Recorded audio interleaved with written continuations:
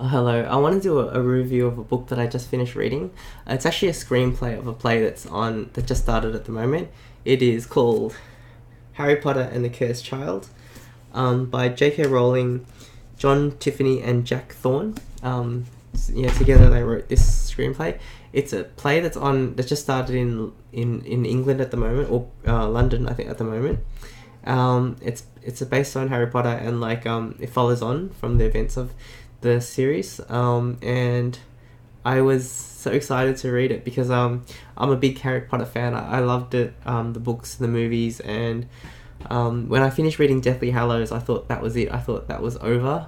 I was like, oh, I'm never gonna get back to go back to this, continue.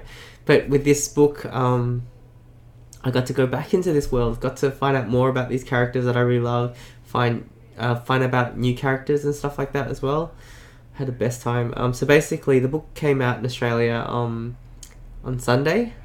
I think it was the 31st of June or July, and so I went to Dimmicks because I'm part of the Harry Potter Facebook group in Melbourne called the Melbourne Muggles, and a few of them were gonna go to Dimmicks in the city for the book launch, and I headed up there on Sunday morning. I got there just after 9 o'clock because had to wait for the train and stuff like that. But it was cool because I had my Slytherin uniform on, had my scarf on, and I went to get the book, and I bumped into my friends Sarah and Rihanna. They were in full Slytherin, because they're also in Slytherin, just coincidentally, in their robes and stuff like that. So when I was hanging out with them, I felt like I was a Hogwarts student. It was really, really cool. And so it was fun. Something about Harry Potter, aside from just loving the stories and stuff like that, I also love the memories and friendships I make through it as well. So I had a really good time with them, and together with a little bunch of us, we went to get some crepes afterwards, and so I'm just gonna have this memory of that nice morning, for years from now actually. And who knows when there'll be another time we'll go to a bookstore to get a Harry Potter book, so it was really, really exciting.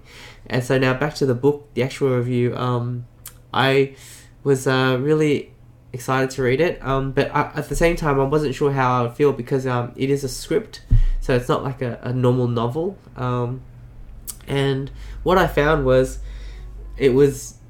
after a while I didn't even notice that it was just a script, it felt to me reading it just like any other Harry Potter novel, because it was just like the story was so good, the dialogue was so good, it just drew me in.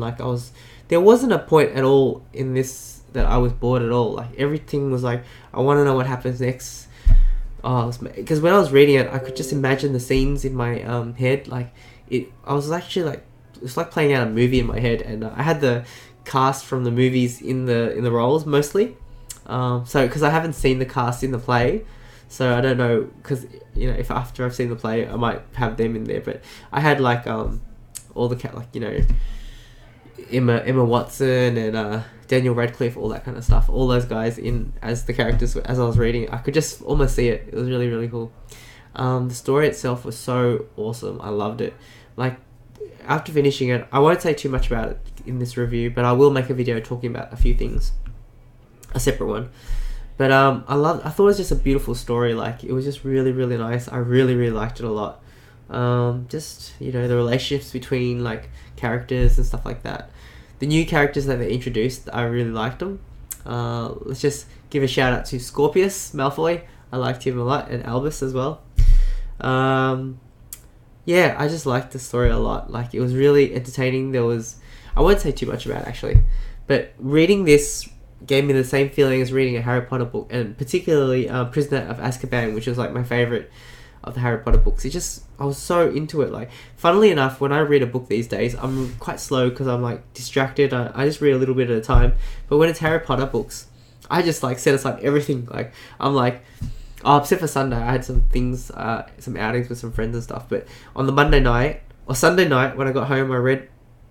Forget it. Basically, at any time that I could clear, I was basically reading this book, which is something I don't like. I got home from work on Monday. Just sat there and just read this and finished it off on Monday. It was really good. So basically, I just want to say that first of all, thank you to the people who wrote this, for making this story, because I really, really, really enjoyed it. Like, often, like, when I follow something, let's say a manga, a Japanese comic, if sometimes they have filler episodes where it's like it's not written by the author, you know, just to fill in time and stuff like that. In anime more than manga.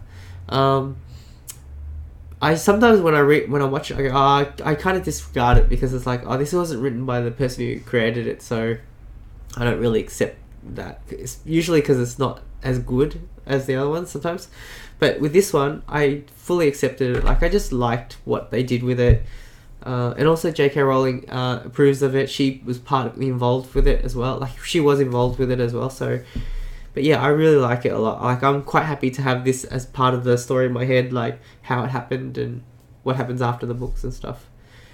Yeah, basically the gist of this video is that I really liked it a lot. I loved it. It got me back in the Potter mood completely. Yeah, so and now after this, I've pulled out my sister, because my sister got given illustrated copy of The Philosopher's Stone. It's a nice book, so I've got it out on my table. I might start reading that after this. So anyways, that's all I wanted to say. So excellent.